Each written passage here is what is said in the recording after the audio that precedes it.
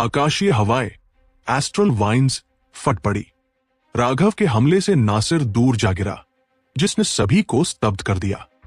यह तो haven splitting battle sect की अद्वितीय बैटल स्किल है।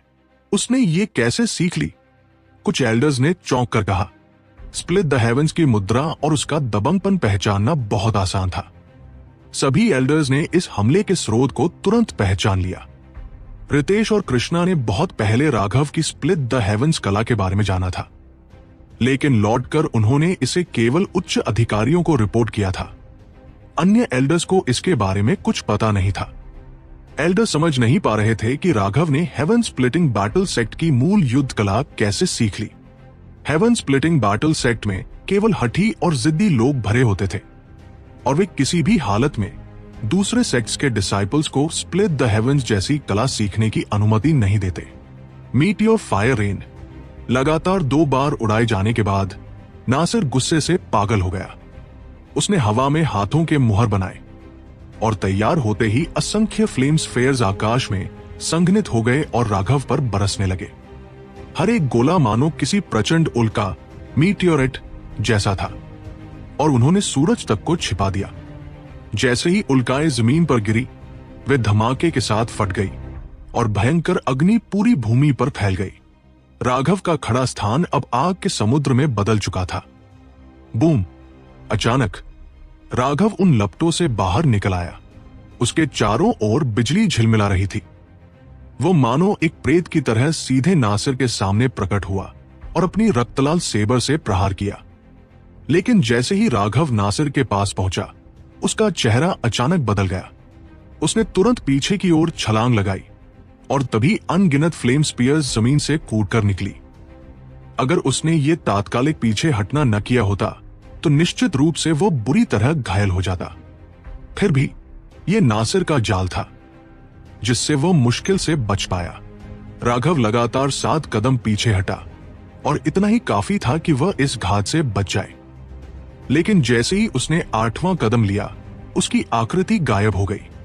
पुनः प्रकट होते ही वह एक बार फिर नासिर के पास जा पहुंचा और हमला कर डाला। सब चौंक गए।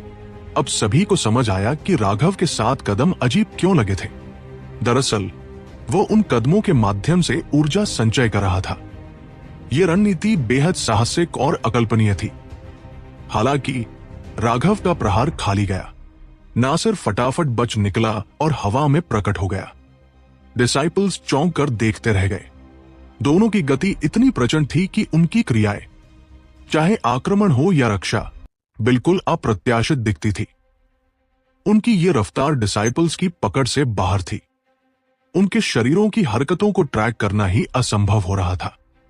राघव की रक्तलाल सेबर घोर प्रचंडता से भरी थी, जबकि नासिर की मूल अग्नि कोर फ्लेम बार बार अलग अलग हथियारों में बदल जाती थी, और वह उन्हें अपने शरीर के किसी भी हिस्से से प्रकट कर सकता था, जिससे उसकी हत्या शक्ति अत्यंत घातक हो गई थी। उनकी उग्र लड़ाई डिसाइपल्स को चकाचौंध कर रही थी। वहीं लाइटनिंग ड्रैगन और फ्लेम ड्रैगन का फ्लेम लेपर्ड के साथ भीषण युद्ध जारी था। जीत या हार अभी तय नहीं हुई थी। वह सेलेस्टियल तो है नहीं, फिर भी एक रैंक 5 सेलेस्टियल से टक्कर ले रहा है। यह राघव सचमुच अद्भुत है। यह देखकर कि राघव नासिर के खिलाफ जरा भी कमजोर नहीं पड़ रहा, सभी के दिल जोरों से धड़कने लगे। खासकर महिलाएं, जो उसके लिए चिंतित थी, वे जोरों से खुशी मना रही थी। उनके लिए नासिर जैसे प्रतिद्वंदी के सामने बराबरी से लड़ना ही राघव की जीत थी। मुकुल का चेहरा अत्यंत बदसूरत हो गया। वो राघव से नफरत करता था, और जब उसने देखा कि इतने लोग उसकी परवाह कर रहे हैं, तो उसने दांत भींच लिए। मगर वो कुछ कहने की हिम्मत नहीं कर सका, क्योंकि डर था कि अगर कोई उल्टा शब्द निकल गया तो शांभवी द्वारा हमला झेलना पड़ेगा। लगभग आधा अगरबत्ती समय तक उग्र युद्ध चलता रहा, लेकिन राघव को दबाने में नाकाम होकर अंततः नासिर ने ठंडी सांस भरी। तुम्हारे पास कुछ चालें हैं, लेकिन ये काफी नहीं। लगता है तुम्हें एक रैंक 5 सेलेस्टियल की असली शक्ति दिखानी ही पड़ेगी। Spirit blood rocks the heavens. Nasir की व्यंग्य भरी मुस्कान के साथ ही उसके ब्लड ऊर्जा की शक्ति विस्फोटक रूप से बढ़ गई। उसने स्पिरिट ब्लड सक्रिय कर दिया था। जैसे ही उसका स्पिरिट ब्लड सक्रिय हुआ, उसके पीछे की रनिक चेन्स का जाल फट पड़ा। अनगिनत टुकड़े बिखर कर पूरे आकाश और धरती में फैल गए। हालांकि वे सचमुच गायब नहीं हुए थे। स्पिरिट ब्लड सक्रिय होने के बाद वे पूरी तरह आकाश धरती की हर इंच में समा गए थे और अब नग्न आंखों से अदृश्य हो गए थे। नासिर की आभा फिर से उछल पड़ी, जिससे शून्य कांप उठा, मानो स्वयं आकाश ही उसकी शक्ति को सहन करने में अक्षम हो। शर्त लगाता हूं राघव, ये तुमने कभी कल्पना भी नहीं की होगी। जो कुछ पहले था वो बच्चों का खेल था। असली लड़ाई तो तब शुरू होती है जब एक रैंक 5 सेलेस्टियल पूरी तरह से अपना स्पिरिट ब्लड सक्रिय करता है। अब मैं तुम्हें निराशा का असली स्वाद चखाऊंगा। वो निराशा जो चींटियां महसूस करती है जब उन्हें सदैव प्रतिभाओं की ओर केवल ऊपर ही देखना पड़ता है। यह है पूर्ण शक्ति, वो शक्ति जिसे तुम 100 वर्षों की साधना में भी नहीं छू सकते। नासिर के चारों ओर की जगह अचानक जलते सूरज जैसी हो गई। उसकी पीठ पर विशाल अग्निपंख निकल आए और वह टूटते तारे की तरह राघव पर झपट पड़ा। उसने फ्लेम ब्लेड त्याग दी थी और सीधा मुक्का उसकी ओर साधा। तेज, अविश्वसनीय रूप से तेज। स्पिरिट ब्लड जागने के बाद उसकी गति और शक्ति अप्रत्याशित रूप से बढ़ गई थी। राघव के पास बचने का कोई रास्ता नहीं था। बूम! जब राघव ने ब्लड ड्रिंकर से नासिर की मुट्ठी पर प्रहार किया तो उसने देखा कि उसकी मुट्ठी पर रक्त रंगीन घनी रून्स चमक रही थी जो उसकी रक्षा कर रही थी। सबकी हैरत भरी निगाहों के सामने राघव सैकड़ों मीटर दूर जा फेंका गया। चौंक गए ना? यह है हेवनली दाव आर्मोर। स्पिरिट ब्लड को हेवनली दाव रून्स के साथ मिलाने से स्वर्ग और धरती के साथ जुड़ने पर यह कवच बनता है।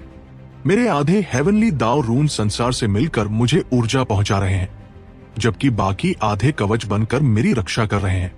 ये न केवल तुम्हारे प्रहारों को रोक सकता है, बल्कि टकराकर घाव भी लौटाता है। हाँ, बताओ, जंगली कचरे का मुझ जैसे प्रतिभाशाली, जिसे स्वर्ग भी सहारा देता है, के सामने खड़े होने का क्या अधिकार है? नासिर जोर से हंसा। बाहर खड़े शिष्य स्तब्ध रह गए। यहां तक कि रैंक 4 सेलेस्टियल्स तक को नहीं पता था कि रैंक 5 सेलेस्टियल्स में इतने गुप्त राज होते हैं। वास्तव में मुकुल, भुवन और बाकी रैंक 5 सेलेस्टियल्स भी सन्न रह गए। उनमें भी इतना बड़ा अंतर हो सकता है, उन्होंने कभी सोचा नहीं था। यह था फाउंडेशन का अंतर। केवल सेंट्रल प्लेन्स के रैंक 5 सेलेस्टियल्स ही ऐसे पोषण पाने के योग्य थे। उनकी तुलना में दूसरे क्षेत्र के शिष्य बहुत निर्धन थे। यह पहली बार था जब ड्रैगन ब्लड वॉरियर्स को राघव के लिए चिंता हुई। वर्तमान नासिर सचमुच बेहद भयानक था। उसकी जन्मजात प्रतिभा पहले से ऊंची थी और सेंट्रल प्लेन्स की नींव और संसाधनों ने उसे एक विशालकाय दानव बना दिया था, जबकि राघव विपरीत परिस्थितियों में जन्मा था। उसकी हर उपलब्धि उसके जीवन मरण के युद्ध से प्राप्त संसाधनों पर टिकी थी, और जिनमें से बड़ी मात्रा वो अपनी ड्रैगन ब्लड लीजन को दे देता था। उसे साधना के अलावा संसाधनों की खोज में भी समय लगाना पड़ता था। लेकिन नासिर अलग था। जिसे जो चाहिए था उसे तुरंत मिलता था। यह स्थिति पूरी तरह अनुचित थी। हीन कचरे, जानते हो मैं तुम्हें मारने की जल्दी क्यों नहीं कर रहा? क्योंकि मैं तुम्हारे चेहरे पर उस असहाय निराशा को देखना चाहता हूं। जब आखिरकार समझोगे कि निम्न चींटियों को निम्न तरीके से ही जीना चाहिए। अचानक नासिर के हाथ से अनगिनत लाल जंजीरें निकली और राघव की ओर लपकीं। वे हवा को चीरती हुई तूफान पैदा करती उसकी ओर बढ़ी। राघव ने घबराकर छुटकारा पाना चाहा। लाल जंजीरें जैसे ही जमीन से टकराई, उन्होंने भयंकर शक्ति से उन मजबूत ईंटों को तोड़ दिया। अविश्वसनीय, ये ईंटें फॉर्मेशन के सहारे ट्रेजर आइटम से भी कठोर होती है, और ये इन्हें चूर कर गई। लोग भयभीत होकर चिल्ला उठे। राघव बार बार चकमा दे रहा था, लेकिन लाल जंजीरें बारिश की बूंदों की तरह निरंतर उस पर बरस रही थी। असल में ये लाल जंजीरें नासिर की प्रमुख अर्थ फ्लेम थी, जो स्पिरिट ब्लड की शक्ति से जुड़ने के बाद हथियार का रूप ले चुकी थी। बूम! अनगिनत जंजीरें युद्ध मंच को भेद गई और नासिर ने अचानक अपना हाथ घुमाया। हजारों ईंटें उछलकर राघव की ओर बढ़ी। राघव ने तलवार चलाई और उनमें से कुछ को तोड़ दिया, लेकिन तभी आकाश में एक विशाल लाल हाथ बन गया और उसने उसे पकड़ लिया। राघव उसकी मुट्ठी में कैद हो गया। चारों ओर चीखें गूंज उठीं। सबने स्पष्ट देखा कि पहले लाल जंजीरों ने राघव को रक्षा तक जकड़ दिया, फिर पूरे आकाश ढक देने वाले प्रहार ने उसकी नजरें रोक दी और उसी पल नासिर का संचित आक्रमण उसे पकड़ने के लिए फूट पड़ा। अब विशाल हाथ उनकी नजर रोक रहा था, लेकिन सभी को विश्वास था कि राघव अंदर फंसा हुआ है। कई युवतियां चीख उठीं और उनका चेहरा सफेद पड़ गया। राघव, अब क्या कहोगे? कचरे, तुम्हारे पास मेरे सामने लड़ाई करने का क्या अधिकार है? नासिर ने हाथ भींचते हुए ठंडी मुस्कान से कहा। सभी लोग मृत्यु जैसी चुप्पी में डूब गए। राघव की जिंदगी अब नासिर की मुट्ठी में थी। बॉस पकड़ा गया है, हमें कोई उपाय सोचना होगा, मनोज ने धीमे कहा। क्या तुम मूर्ख हो या मजाक? तुम सोचते हो बॉस को इतनी आसानी से हरा देंगे? बस चुपचाप देखो, अर्जुन ने डर से कहा। नेहा का चेहरा भी कुछ पीला पड़ गया था, लेकिन अर्जुन का आत्मविश्वास देखकर उसे थोड़ी दिलासा मिली। क्या राघव मर जाएगा? रंजिता ने चिंतित होकर पूछा। अभी तो वह समस्या नहीं है। क्या तुम नहीं देख रही कि दोनों ड्रैगन अब भी उस फ्लेम लेपर्ड से लड़ रहे हैं? इसका मतलब निर्णायक घड़ी अभी नहीं आई है, लेकिन मेरा अनुमान है कि वह ज्यादा देर टिक नहीं पाएगा।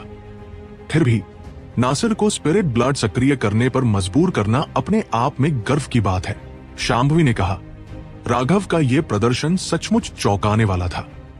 वह सेलेस्टियल तक नहीं था, फिर भी कुछ अजीब तकनीकों और अद्भुत युद्ध कौशल से उसने रैंक 5 सेलेस्टियल को स्पिरिट ब्लड सक्रिय करने पर मजबूर किया। यह सच में प्रशंसनीय था। हालांकि निष्कर्ष लगभग तय था। अब राघव केवल कुछ अंतिम संघर्ष ही कर पाएगा। उसके प्रयास बस समय खींचने तक सीमित रहेंगे। राघव, मैं तुम्हें एक मौका देता हूं। मुझे 3 बार काउटो करो। मुझे डैडी कहो और खुद को ट्रैश कहो, तब मैं तुम्हारी जान बख्श सकता हूं, नासिर ने कहा। स्वाभाविक ही यह बकवास था। उसका राघव को मारने का इरादा बिल्कुल भी नहीं था, क्योंकि वह जानता था कि वह ऐसा करने से संप्रदाय के नियम तोड़ेगा और निष्कासित कर दिया जाएगा। यह कीमत बहुत भारी थी। हालांकि शुरुआत में उसने उसे मारने की इच्छा जताई थी, लेकिन उसके सभी हमले इतने नियंत्रित थे कि राघव की जान न जाए। अगर उसने सचमुच मार दिया होता तो परेशानी खड़ी हो जाती। शुरुआत से ही उसने तय कर लिया था कि वह राघव को जितना हो सके यातना देगा और अपमानित करेगा। बस जब तक कोई उसे रोकने न आए, वह राघव को आधा मरा हुए हाल में छोड़ देगा, ताकि उसके चेहरे पर जमाए गए थप्पड़ का गुस्सा निकाल सके। क्या कहा तुमने? राघव की आवाज फ्लेम हैंड के भीतर से आई। उसकी आवाज शांत थी, बिना जरा भी घबराहट के। डैडी। नासिर सचमुच अपने नाम के अनुरूप निकला। उसने सोचा कि राघव ने साफ नहीं सुना और आज्ञाकारी होकर वही शब्द कह दिया। मैं राघव तुम्हारे जैसा बेटा नहीं रखता। मुझे ऐसा मत पुकारो। राघव की आवाज ने सबको स्तब्ध कर दिया। क्या यह जीभ की जंग लड़ने का समय था? क्या उसे चिंता थी कि उसने नासिर को इतना गुस्सा दिलाया नहीं कि वो उसे सचमुच मार डाले? हरामी, मर जाओ। नासिर आग बबूला हो गया और उसने अपनी पकड़ कस दी। वह प्रचंड बल से राघव को कुचल रहा था। यह कैसी दिखावटी हिम्मत है? तुम्हारे पास किसी को मारने का साहस तक नहीं। तुम सिर्फ कायर हो, बिना हिम्मत के कचरा। जब तुमने उन निर्दोष डिसाइपल्स को मारा था, तब तुम्हारा संकल्प कहा था। अब कहते हो मुझे मारोगे, पर असल में करने की हिम्मत नहीं रखते। तुम सिर्फ कमजोरों को सताने वाले डरपोक हो। तुम मुझे इसलिए नहीं मार पा रहे क्योंकि तुम्हें एक्सुएंशन दाओ सेक्ट से निष्कासित होने और अपने भविष्य, अपने सपनों के नाश का डर है। लेकिन जब तुमने मेरे फ्लेम ड्रैगन पर छिपकर हमला किया, तब क्या तुमने कभी दूसरों के भविष्य और सपनों के बारे में सोचा था? क्या तुमने कभी उनके माता पिता के बारे में सोचा था जो उनके लिए प्रार्थना कर रहे थे, उनका गौरवशाली लौटना देखना चाहते थे? जानते हो वे क्यों लड़े, जबकि हर पल मृत्यु सामने खड़ी थी?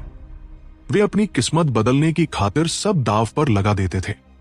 उन्हें तुमने मार डाला और पलक तक नहीं झपकाई। ऊपर से तुम अपनी गंदी जुबान से दूसरों के सपनों का अपमान करते हो। लेकिन जब तुम्हारी बारी आई तो तुम औरत जैसी हिचकिचा रहे हो। तुम्हारे सपने सपने हैं, पर दूसरों के सपने कुछ नहीं, सिर्फ इसलिए कि तुमने एक अच्छा गर्भ चुना जिसमें पुनर्जन्म हुआ।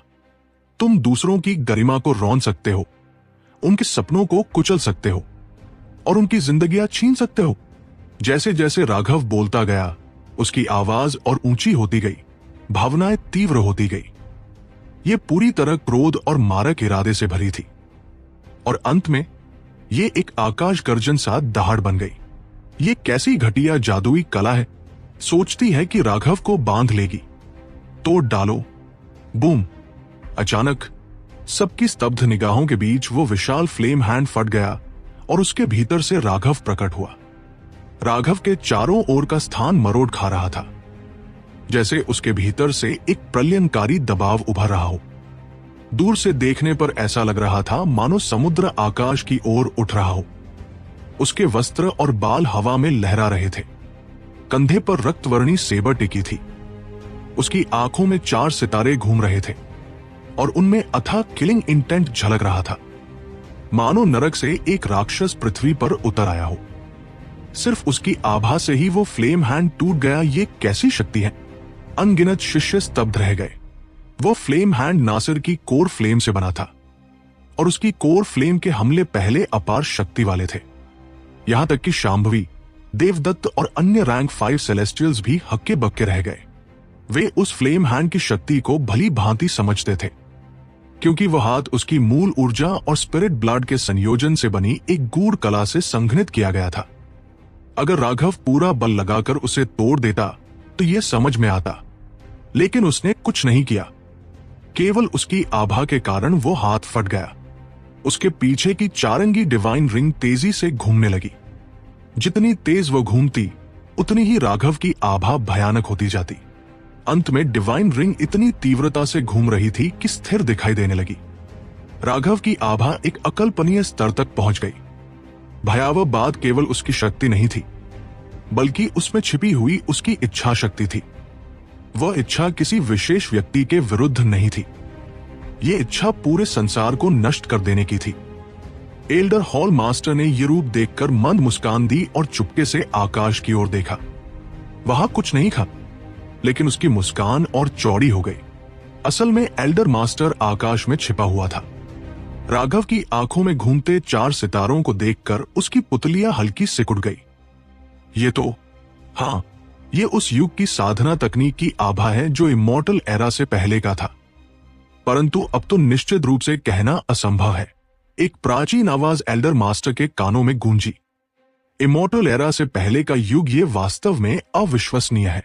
उस महाप्रलय के बाद मार्शल हेवन कॉन्टिनेंट लगभग बर्बाद हो गया था और साधना सभ्यता लगभग समाप्त हो गई थी। केवल कुछ छोटे बल ही भाग्यशाली थे जिन्होंने उस युग की कलाओं का एक अंश विरासत में पाया था, और अधिकांश अधूरा ही था। राघव की किस्मत वाकई अद्भुत है जो इतनी ऊंचाई की चीज के संपर्क में आया। लगता है ये छोटा शख्स कई रहस्य छिपाए बैठा है, एल्डर मास्टर ने कहा। उस स्तर की कोई भी चीज, इवन अगर वो अधूरी ही क्यों न हो, मात्र एक अंश भी, उसे पाने के लिए महान कार्मिक लग चाहिए, वरना उसे पाकर भी वही खजाना उसके जीवन को समाप्त कर देता। राघव ने यदि एक प्राचीन साधना विधि प्राप्त की है और अभी जीवित है, तो निश्चित रूप से जब से उसने वह पाया, उसका जीवन कष्टों से भरा रहा है। उसके सारे कार्मिक लक को उस खजाने ने चूस लिया, और जितना बड़ा खजाना, उतनी ही भारी बदकिस्मती उसके हिस्से में आती है। शिवेंद्र की जांच से पता चला कि जब वो 15 वर्ष का था, उसके जीवन में अचानक मोड़ आया। संभवतः उसी समय उसने खजाना प्राप्त किया था। लेकिन ऊर्जा कंडेंसेशन स्तर का एक किशोर इतना बड़ा कार्मिक लक कैसे रख सकता था? यकीनन उसने उस विरासत का बहुत छोटा सा अंश ही प्राप्त किया होगा, वरना वो अब तक जीवित न रहता। वो आवाज बोली, तो ये अफसोस की बात है। मुझे ये युवक पसंद आता है, पर उसका भाग्य पहले ही इस खजाने से जुड़ गया है। उसे मैं सहायता नहीं दे सकता।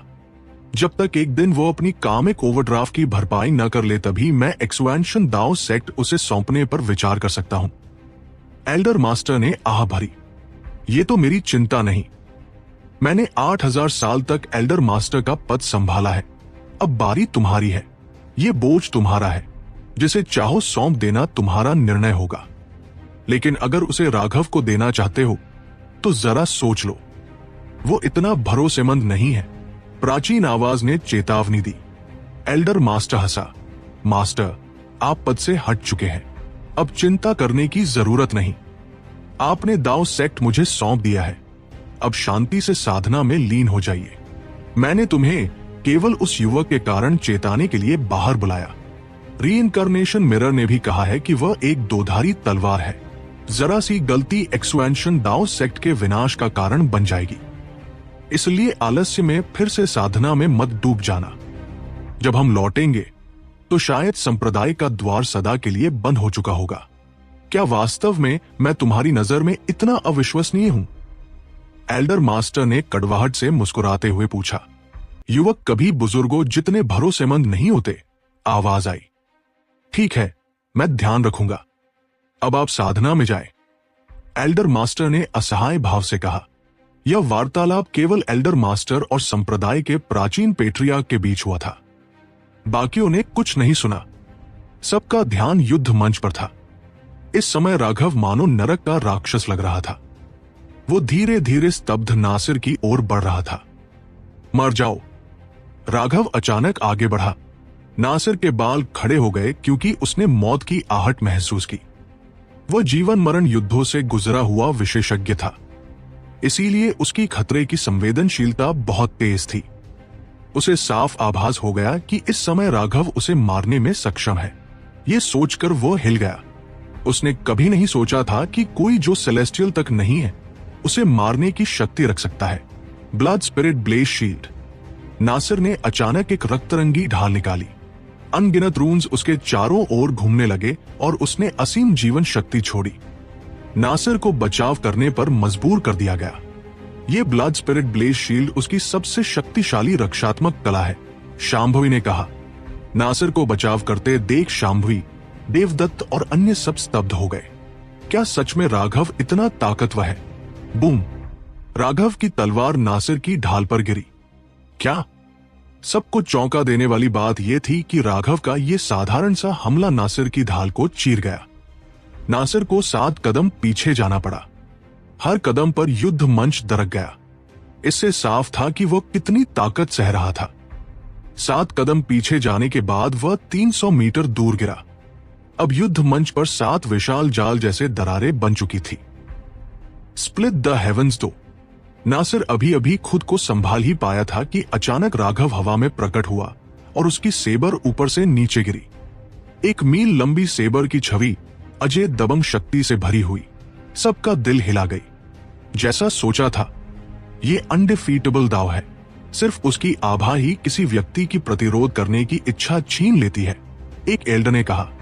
पहले वे संशय में थे, लेकिन इस हमले ने उनकी शंका की पुष्टि कर दी। जो लोग इस मार्ग पर चलते हैं वे बहुत आसानी से बिखर जाते हैं। ऐसे डिसाइपल्स को पालना तकरीबन असंभव होता है, और अगर कोई उन्हें पाल भी ले तो उन्हें दाव प्रोटेक्टर्स की आवश्यकता पड़ती है। लेकिन राघव उन शर्तों में से किसी को भी पूरा नहीं करता, एक अन्य एल्डर ने कहा। जो प्रतिभाशाली लोग अनडिफीटेबल दाव का मार्ग चुनते थे वे अतुलनीय हेवनली जीनियसेस होते थे। अपने ही रियल में कभी ना हारने का पूर्ण रिकॉर्ड बनाए रखते हुए वे एक अजेय दाव हाट का निर्माण करते थे। लेकिन ऐसा पूर्ण रिकॉर्ड बनाए रखना बहुत कठिन था।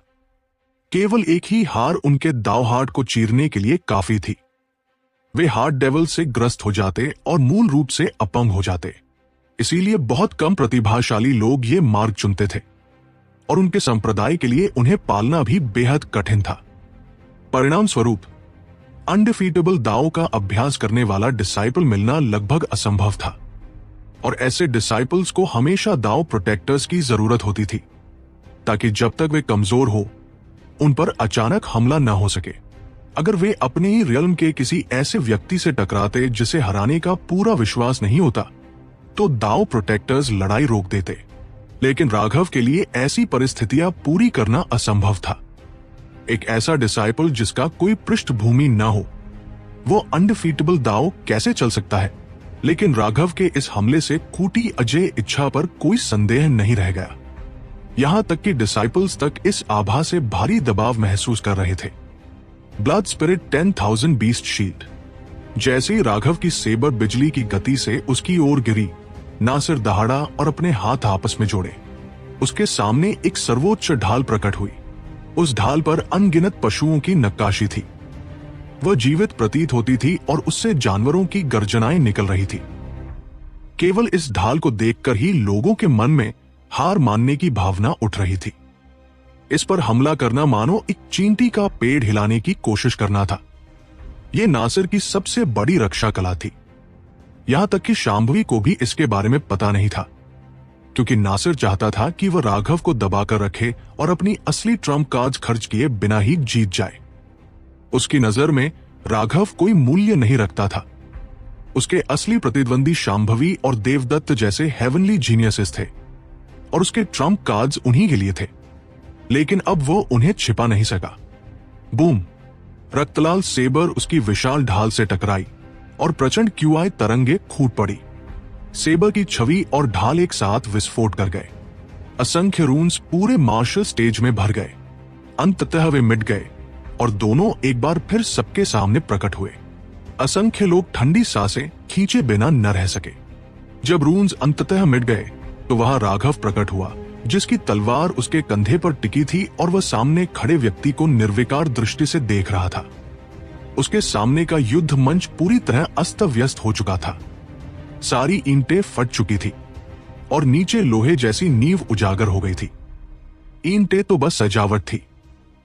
असली मंच का मूल अब सामने था, अविश्वसनीय रूप से मजबूत। युद्ध मंच ऐसा लग रहा था मानो किसी भित्ति चित्र को फाड़कर भीतर का सार सामने आ गया हो। राघव के सामने नासिर खड़ा था, बिल्कुल स्थिर। रक्त की बूंदें उसकी भौहों के बीच से बहकर नाक तक आई और फिर भूमि पर टपक पड़ी। वहां रक्त के खूल तेजी से खिल उठे। बाहर खड़े शिष्य युद्ध मंच को देखकर हतप्रभ रह गए। राघव के वार ने सचमुच नासिर की ढाल तोड़ दी थी और उसे घायल कर दिया था। पहले की तरह यह चेहरे पर तमाचा नहीं था। यह शक्ति की सीधी भिड़ंत थी, बिना किसी कला के। लेकिन अचानक नासिर ने सिर उठाया और पागलपन भरी हंसी हंसने लगा। उसके बिखरे हुए बाल और चेहरे से बहता रक्त उसे और अधिक भयावह बना रहा था। अच्छा किया राघव, तुमने वाकई मुझे हैरान कर दिया। मैंने नहीं सोचा था कि तुमने इतने ट्रम्प कार्ड्स छिपा रखे हैं, जैसे कोई सुअर बनकर बाघ निगलना चाहता हो। मानता हूं मैंने तुम्हें कम आंका, नासिर ने कहा। उसके चेहरे से बहता रक्त उसे और भी भयावह बना रहा था। मैं राघव कभी सुअर का वेश धरकर बाघ निगलने का खेल नहीं खेलता।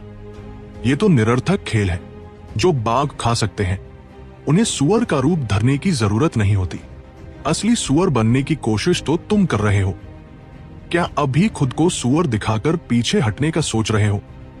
अगर हां तो कोई बात नहीं, मैं तोहमत काटने वाला कसाई बनने को तैयार हूं, राघव ने ठंडी आवाज में कहा। क्या? शिष्य चौंक गए। राघव की बातों से तो लग रहा था कि नासिर अब भी अपनी असली शक्ति छिपा रहा है, और यह भी कि राघव ने भी पूरी ताकत नहीं दिखाई थी। तो फिर यह भयानक लड़ाई क्या थी? बस वार्म अप। अगर मरना चाहते हो तो मैं तुम्हें चैन से मरवा दूंगा। अब दिखाता हूं तुम्हें मेरी असली ताकत। वो फ्लेम लेपर्ड, जो अब तक लाइटनिंग और फ्लेम ड्रैगन से लड़ रहा था, अचानक गायब हो गया और अगले पल नासिर के पीछे प्रकट हुआ। फ्लेम एंसेस्टर हेवन मर्जिंग आर्थ। एक सुनहरी रून नासिर के माथे पर चमकी। उसी समय वैसी ही रून फ्लेम लेपर्ड के माथे पर भी दिखाई दी। अचानक पूरा आकाश गड़गड़ा उठा और विशाल फ्लेम लेपर्ड धीरे धीरे नासिर के भीतर समा गया। अनगिनत रून्स नासिर के शरीर पर चमक उठे और वह जलते सूरज जैसा दीप्तिमान हो गया। एक भयानक आभा भी ऊपर आकाश तक उठ गई। क्षण भर में भीषण उष्ण तरंगे फैल गई। शिष्यों को संभलने का अवकाश भी नहीं मिला। जो लोग तेजी से पीछे नहीं हटे, उनके वस्त्र आग पकड़ बैठे। ये उष्ण तरंगे उनकी हेवनली दाव ऊर्जा को पूरी तरह अनदेखा कर रही थी। उनकी सभी रक्षा टूट गई। कई लोग तो नग्न तक हो गए। जैसे ही नासिर अपनी अर्थ फ्लेम बीस्ट में विलीन हुआ, राघव तुरंत पीछे हटा और जोरा तथा शीन को अपने पास बुला लिया। उसे पहले से अंदेशा था कि नासिर के पास एक ट्रम्प कार्ड अब भी बचा है, पर उसने ये नहीं सोचा था कि वो अपनी अर्थ फ्लेम बीस्ट से मिल सकता है। उसकी वर्तमान आभा अब भी तेजी से बढ़ रही थी और पहले ही अकल्पनीय स्तर तक पहुंच चुकी थी। ये उष्ण तरंगे मानो लावा फट रहा हो। हे भगवान, युद्ध मंच की ईंटें पिघल रही हैं। किसी ने चिल्लाकर सबका ध्यान खींचा। सचमुच युद्ध मंच की ईंटें नरम होकर घी जैसी दिख रही थी। अगर मैं इस मंच पर होता तो शायद मेरी लाश तक न मिलती, एक रैंक 4 सेलेस्टियल कांपते हुए बोला। उस स्थान के भीतर तो अस्तित्व बनाए रखना ही असंभव होता, लड़ना तो दूर। अब तो राघव मरा समझो। देखो, उसने नासिर को उसकी अंतिम ट्रम्प कार्ड तक उपयोग करने पर मजबूर कर दिया। अब देखना है कि वह गलती से मरेगा या नहीं। देवदत्त ने ठंडी सांस छोड़ते हुए कहा। अरुण ने सहमति में सिर हिलाया। वे सब भी अपनी अंतिम ट्रम्प कार्ड्स छिपाए रखते थे और बिना आवश्यकता के उनका उपयोग नहीं करते। वह उनके प्राणघातक अस्त्र थे जिन्हें केवल अत्यंत शक्तिशाली दुश्मनों पर ही इस्तेमाल किया जाता। एक बार जब वे दिख जाते तो अन्य उनके दोष ढूंढकर उपाय निकाल सकते थे, जिससे वे प्रहार निष्प्रभावी हो जाते। इसलिए राघव ने नासिर को ये कला उजागर करने पर मजबूर कर दिया। इसका अर्थ था कि अब उसकी नफरत चरम पर पहुंच चुकी है। चाहे वो उसे मारे या न मारे, पर राघव को अपाहिज जरूर कर देगा। चाहे वो शांभवी हो, देवदत्त, अरुण या गणेश, सबने अभी तक अपनी वास्तविक शक्ति उजागर नहीं की थी। उनके ट्रम्प कार्ड्स अब तक गुप्त थे। अब जबकि चारों नासिर की ट्रम्प कार्ड्स देखने के बाद तैयार थे, तो भविष्य की प्रतियोगिताओं में नासिर को भारी नुकसान उठाना पड़ता। बूम! अचानक एक चकाचौंध रोशनी फूटी। सबको मजबूर होकर चेहरा फेरना पड़ा। जब रोशनी धीरे धीरे फीकी हुई और सबने युद्ध मंच की ओर देखा, तो वे हैरान रह गए। नासिर आग से ढका हुआ था। उसका सिर पूरी तरह बदल चुका था। अब वह तेंदुए का सिर था। मुंह से बाहर निकले दांत और रक्तलाल आंखें। उसके हाथ पांव पर लंबे पंजे उगाए थे और सबसे चौंकाने वाली बात, उसकी एक लंबी पूंछ भी निकल आई थी। वो अब एक आग का दानव बन चुका था। राघव, क्या तुम ये देख रहे हो? ये मेरी सबसे शक्तिशाली अवस्था है। अब तक मैं अपनी आधी शक्ति भी इस्तेमाल नहीं कर रहा था। मुझे लोगों के उम्मीद भरे चेहरे देखकर उन्हें निराशा में धकेलना अच्छा लगता है। अब बताओ, तुम मुझसे लड़ने के लिए किस चीज पर भरोसा करोगे? दानव रूप में आया हुआ नासिर अब भी बोल पा रहा था, लेकिन उसकी आवाज पूरी तरह बदल गई थी। लोहे से लोहे की टकराहट जैसी उसकी आवाज इतनी कर्कश थी कि सुनना तक कठिन था। सभी की निगाहें राघव पर थी, पर जिस हैरानी और निराशा की उम्मीद उन्हें थी, वो कहीं दिखाई नहीं दी। तुम वाकई शक्तिशाली हो, राघव ने निर्विकार भाव से कहा। डर गए? अब बहुत देर हो चुकी है। नासिर अचानक आगे झपटा। पूरा युद्ध मंच भयंकर रूप से कांप उठा। पल भर में वह राघव के सामने था और उसका मुक्का उस पर गिरा। अद्भुत गति! राघव की आंखें सिकुड़ गई। इस दानव अवस्था में आने के बाद उसकी गति कई गुना हो गई थी। राघव मुश्किल से ही अपनी आंखों से उसका पीछा कर पा रहा था। राघव झटके से किनारे हटा और वार से बच निकला, लेकिन जैसे ही वो पलटवार करने का सोच ही रहा था, नासिर मानो टेलीपोर्ट कर उसके सामने फिर प्रकट हो गया। बूम! राघव मुश्किल से ब्लड रिंकर को आधा उठाकर ही वार कर पाया था कि नासिर का मुक्का सीधे उसके सीने पर लगा। वह जोर से रक्त उगलते हुए टूटते तारे की तरह पीछे जाकर अवरोध से टकरा गया। बॉस! ड्रैगन ब्लड वॉरियर्स चिल्ला उठे। मौजूदा नासिर राघव के लिए बहुत ही ताकतवर साबित हो रहा था। राघव, मैंने कहा था ना कि तुम्हें कुत्ते की तरह रौंद दूंगा। नासिर ने पागलों जैसी हंसी हंसते हुए फिर उसकी ओर हमला बोला। बाहर खड़े शिष्यों ने आशंका से चीख मारी। अगर इतना भयानक हमला घायल राघव पर फिर से पड़ता तो उसकी जान जाना तय था। लेकिन सभी की उम्मीद के विपरीत राघव के टूटकर बिखरने का दृश्य सामने नहीं आया, बल्कि एक शलकड़े की हथेली ने फ्लेम फिस्ट को रोक लिया। क्या? कोई अपनी आंखों पर विश्वास नहीं कर पाया। अभी अभी तक राघव बुरी तरह घायल होकर रक्त उगल रहा था और अब वो खड़ा था, नासिर की मुट्ठी को कसकर पकड़े हुए। राघव का हाथ हरे शल्कों से ढक चुका था। वे तेजी से उसकी बाह से नीचे तक फैल रहे थे। नासिर चौंक गया। उसने कभी नहीं सोचा था कि राघव उसकी ताकत को रोक पाएगा। उसने कई बार हाथ छुड़ाने की कोशिश की, पर नाकामयाब रहा।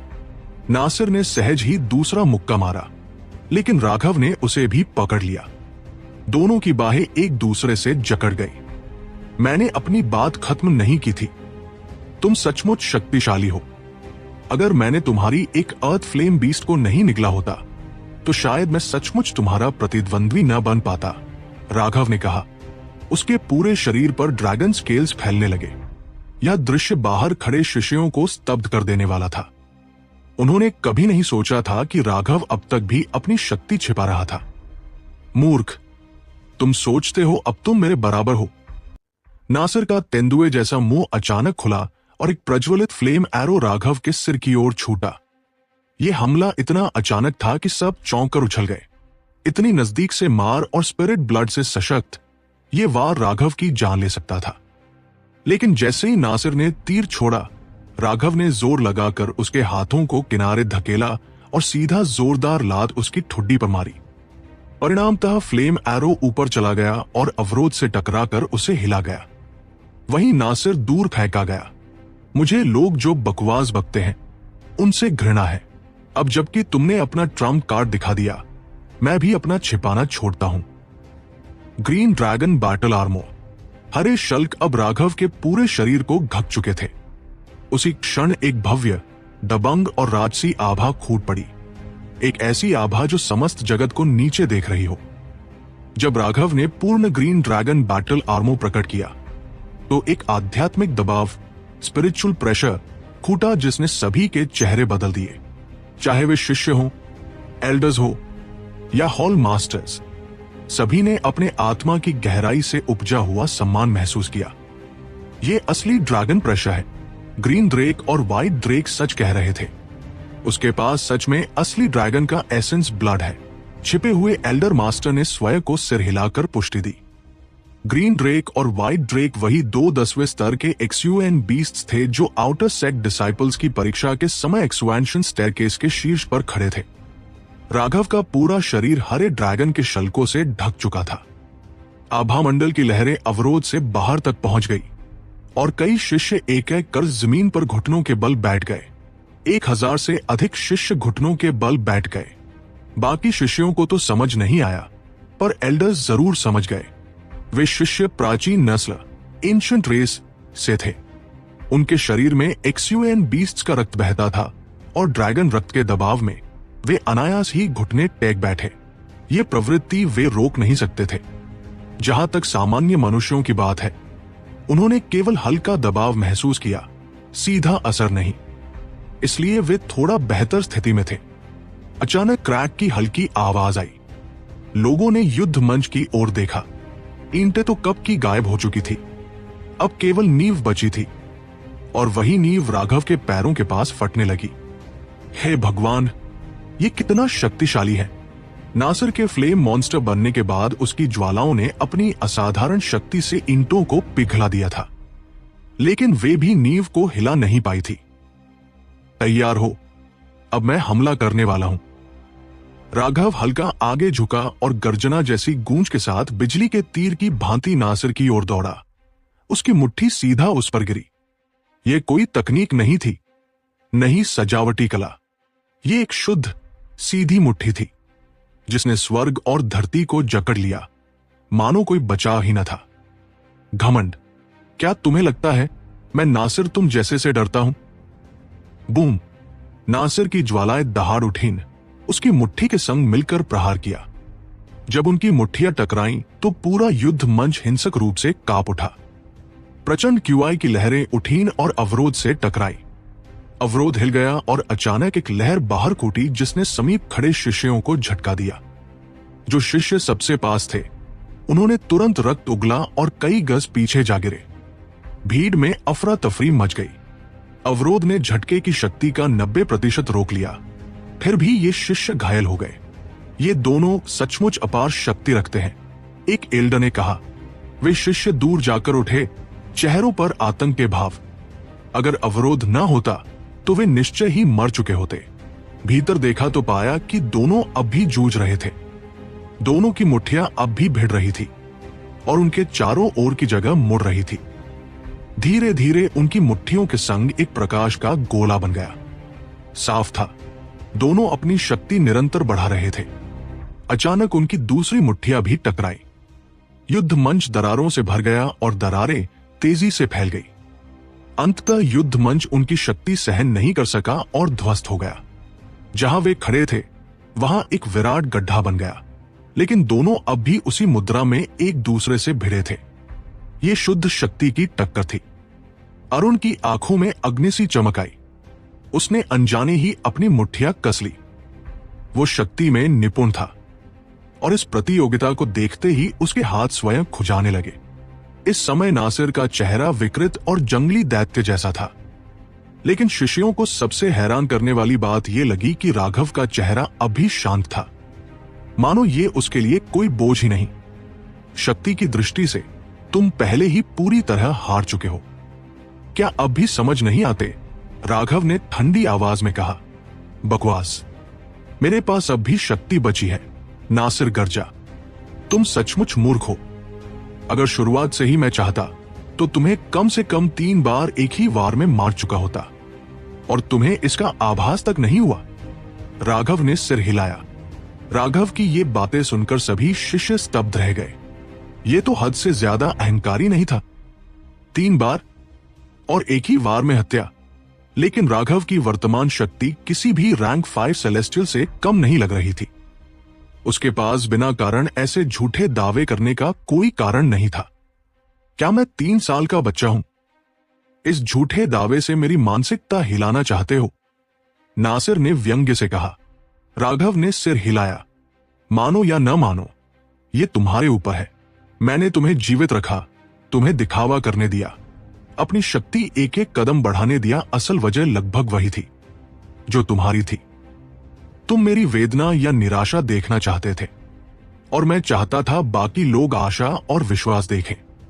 मैं सबको यह दिखाना चाहता हूं कि बिना प्रतिभा, बिना शक्तिशाली सहारे, बिना धनवान पिता के भी अगर कड़ी मेहनत करो तो ताकतवर बन सकते हो।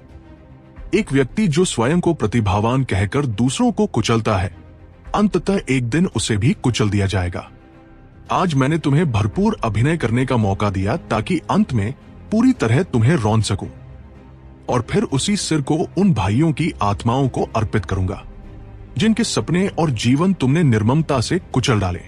राघव की आवाज बेहद शांत थी, जैसे किसी तयशुदा कहानी को सुना रहा हो, लेकिन दूसरों के कानों में वह वज्रपात समान गूंजी।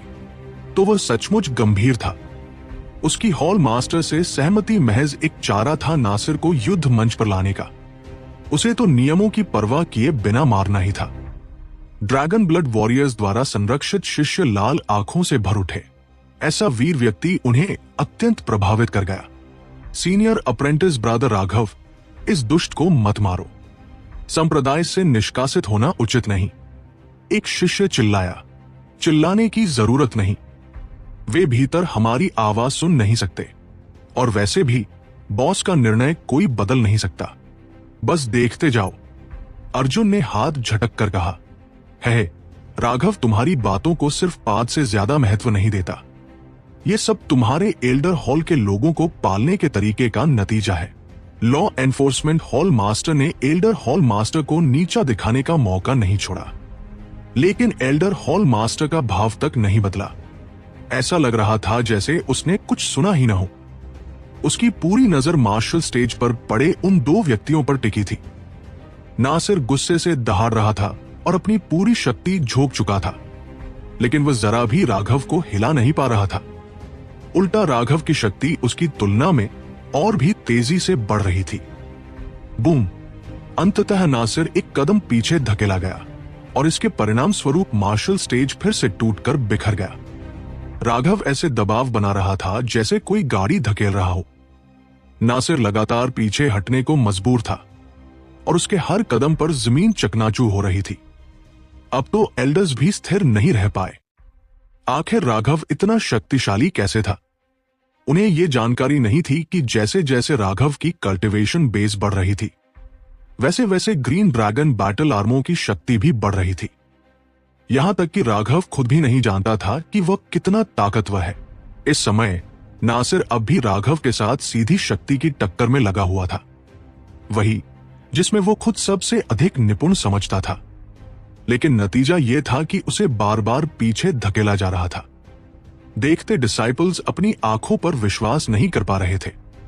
नासिर भले ही अभी दैत्य जैसा प्रतीत हो रहा था, परंतु उनकी नजर में राघव उससे भी कहीं ज्यादा डरावना दैत्य था। हरामी, अगर मरना चाहता है तो मुझे दोष मत देना, नासिर गरजा। अचानक उसकी पेशानी का रून पूरे शरीर पर फैल गया। वो रून जलने लगा।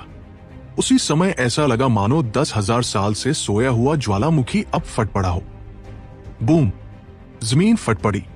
नासिर की नई शक्ति से राघव तुरंत दूर जा फेंका गया। क्या वह पागल हो गया है? उसने अपनी स्पिरिट ब्लड जला दी। यहां तक कि ठंडे स्वभाव वाले गणेश भी अविश्वास से भर गए।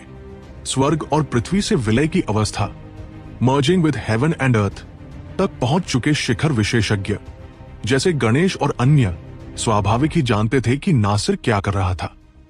यह कोई साधारण स्पिरिट ब्लड जलाना नहीं था। इस अवस्था में स्पिरिट ब्लड जलाना वास्तव में उसके कोर रून्स को भी जलाना था। यह अत्यंत विनाशकारी कला थी। अब उसकी स्पिरिट ब्लड की पवित्रता गिर जाएगी और उसका कोर भी चोटिल होगा। ये दोनों किसी सेलेस्टियल के लिए जीवन समान कीमती होते थे। क्या कुछ पलों की असाधारण शक्ति के लिए उन्हें जलाना सचमुच सार्थक था? डाई! नासिर गरजा। उसने राघव पर एक विशाल फ्लेम ब्लेड से हमला किया। राघव ने ठंडी सांस छोड़ते हुए ब्लड ड्रिंकर को फिर से हाथ में थाम लिया। हर टकराव पर जमीन फट पड़ती। मार्शल स्टेज का रूप पूरी तरह नष्ट हो चुका था। दोनों आकृतियां अवरोध के भीतर चमकते तारे जैसी लग रही थी, जो बार बार एक दूसरे से टकराती। हर एक टक्कर ने स्वर्ग और पृथ्वी को हिला डाला। देखने वाले डिसाइपल्स भयभीत हो गए। उन्होंने इससे भीषण लड़ाई पहले कभी नहीं देखी थी। इस स्तर की लड़ाई ने सबको स्तब्ध और मोहित कर दिया, और ये लड़ाई पूरे 1 घंटे तक जारी रही। अवरोध के भीतर का स्टेज पूरी तरह गायब हो गया था, लेकिन दोनों अब भी निरंतर भिड़ रहे थे। हरामी, जल्दी मर जाओ! अचानक नासिर की फ्लेम ब्लेड बदल गई। वो विस्फोटक रूप से बड़ी हो गई और उसका रंग रक्त जैसा लाल हो गया। असीम किलिंग इंटेंस से भरी हुई, उसने स्वर्ग और पृथ्वी की सारी ऊर्जा एक क्षण में अपने भीतर खींच ली। Blood blaze annihilation slash. विशाल तलवार आकाश से नीचे उतरी। यह नासिर का सबसे प्रचंड हमला था। जैसे ही उसने इसे प्रयोग किया, उसकी आभा स्पष्ट रूप से बहुत गिर गई। मेरे पास अब बहुत कम स्पिरिचुअल युवन बचा है, तो चलो इस वार से ही जीत या हार का फैसला कर लेते हैं। राघव ने दांत भींचे। उसने ब्लड ड्रिंकर उठाई। उसके 4 सागरों की ऊर्जा 27 एक्यूपंक्चर पॉइंट्स से बह निकली। एक रक्तलाल सेबर इमेज आकाश को भेदती हुई उठी। Split the heavens 3।